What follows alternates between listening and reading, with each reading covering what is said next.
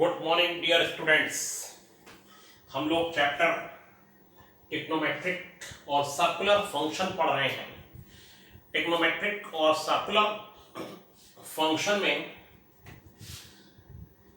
Page 522 पर given है sec theta minus 13/12। तो ये कहते हैं कि अगर थीटा सेकंड क्वाड्रेंट में लाई करता है तब फिर आपको जो अदर 5 टिग्नोमेट्रिक रेशियोज हैं उनकी वैल्यू निकालनी है। सेकंड क्वाड्रेंट में है इसलिए sec थीटा नेगेटिव है और cos थीटा भी नेगेटिव है।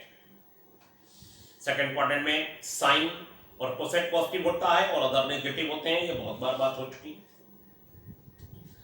थीटा सेकंड क्वाड्रेंट में है तो हम लोग पहले साइन की वैल्यू निकाल लेते हैं इस फार्मूले से। Sine square theta plus cos square theta is equal to 1। Sine square theta is equal to 1 minus cos square theta.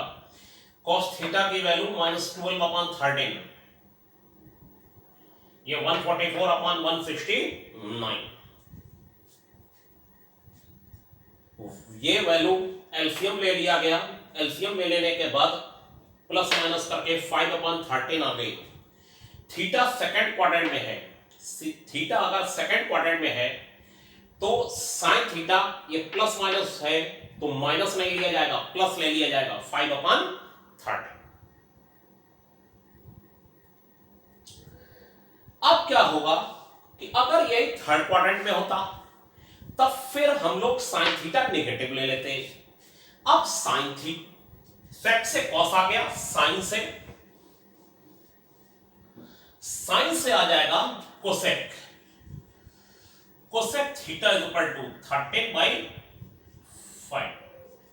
Cosec theta is equal to 13/5 हो जाएगा।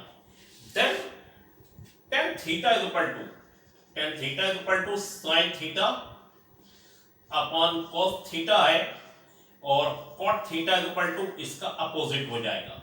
ये आ गया। तो अदर 5 ट्रिग्नोमेट्रिक रेशियोज हमको मिल गए।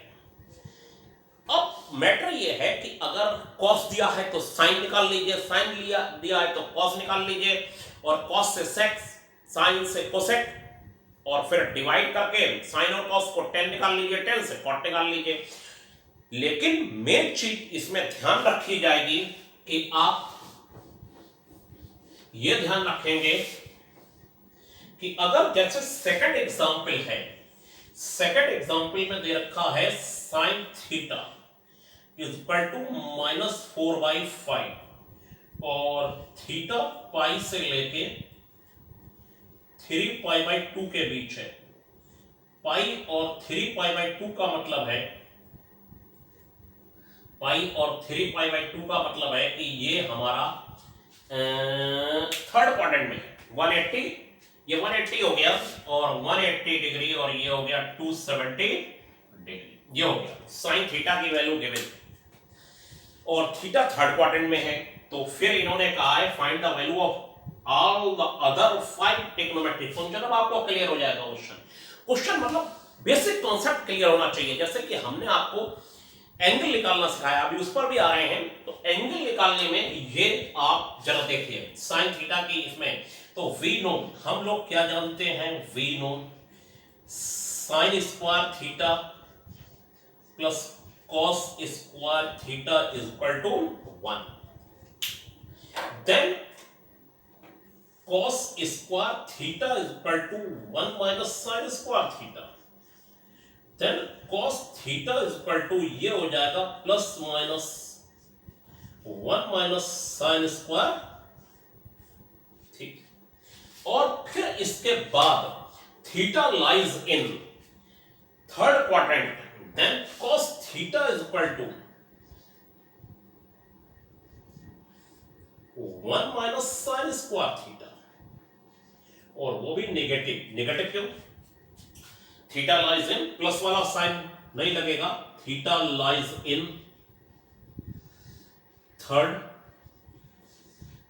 क्वाड्रेंट। थीटा थर्ड क्वाड्रेंट में है तो cos थीटा की वैल्यू जो हो जाएगी 1 -4/5 का होल स्क्वायर हो जाएगा। और ये हो जाएगा आपका cos theta equal to minus 16/25 यानी माइनस ये हो गया 9/25 माइनस 3/5 ये cos थीटा की वैल्यू आ गई। और cos थीटा से हम लोग अब सेक थीटा निकाल लेंगे, साइन से कोसेक निकाल लेंगे। अब तो आप समझ ही रहे होंगे। और फिर टेन थीटा कॉट थीटा सब निकल के आ जाएगा, नो प्रॉब्लम।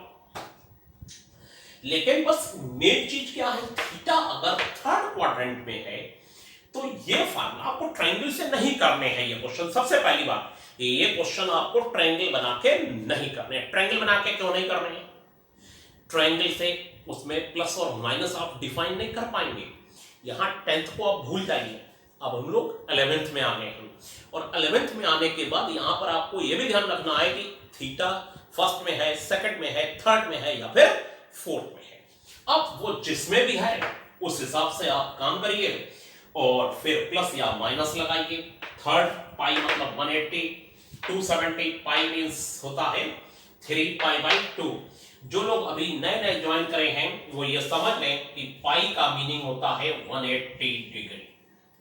180 डिग्री, चाहे पीछे नहीं पढ़े हुए हैं कोई प्रॉब्लम नहीं है, अभी आप इतना समझिए, पीछे वाला बाद में पढ़ लीजिएगा। Pi means 180 degree, pi radian is equal to 180 degree. मैंने प्रूफ सब कराए हैं बात।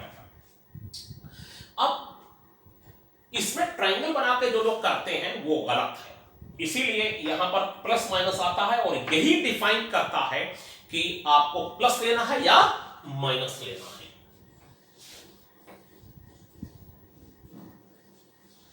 अब एक मैं आपको क्वेश्चन बता रहा हूं, फोर्थ का एक पार्ट आपको समझा देता हूं और वो वैल्यू है साइन 765 डिग्री की। अब हमने आपको सबसे पहले कल सब बता चुका हूं आपको 765 9 8 72 और ये 45। देखिए रिमाइंडर हमेशा वही बचेगा, जीरो तो फिर जीरो भी बच सकता है, 0 30 45 60 90 नहीं बचेगा, 90 से ग्रेटर नहीं बचेगा। और यह वैल्यू हो जाएगी साइन 8 इंटू 90 प्लस 45। अब ये 8 हो गया, 8 कौन से क्वाड्रेंट में गया, 8 कौन से क्वाड्रेंट में चला गया, 8 इंटू 90 देखिए, या 765 कौन से क्वाड्रेंट में गया, ये जो है कितने 90 पूरे हुए 4, यहां से लेके यहां तक 1 into 90, 2 into 90, 3 into 90, 4 into 90, 5 into 90, 6 into 90, 7 into 90, 8 into 90 पूरे हो गए। यहां पर हमेशा 4 इंटू 90 पूरे होंगे, 8 इंटू 90 पूरे होंगे, याद रखिए।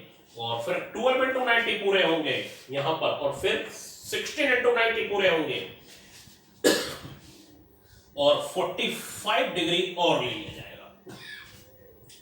45 डिग्री यानी फर्स्ट क्वाड्रेंट में चला गया। अब आपको मैं यहां से और बातें बताता हूं। अगर आपको 50 इंटू 90 कहीं पर आ जाता और प्लस 45, तो आप याद रखिए जो अगर 90 का मल्टीपल 50 है तो यहां पर जो पूरा होगा वो 48 पूरा होगा। अब आप कहेंगे क्यों होगा, 4 into 90, 12 into 90, 16 into 90, 20 into 90, 24 into 90, फिर 28, ऐसे ही करके यहां पर 4 के मल्टीपल आ जाएंगे। अब 50 से आप एक कम करिए, 4 का मल्टीपल नहीं है, 50 भी 4 का मल्टीपल नहीं है, एक और कम करिए, 48 4 का मल्टीपल है।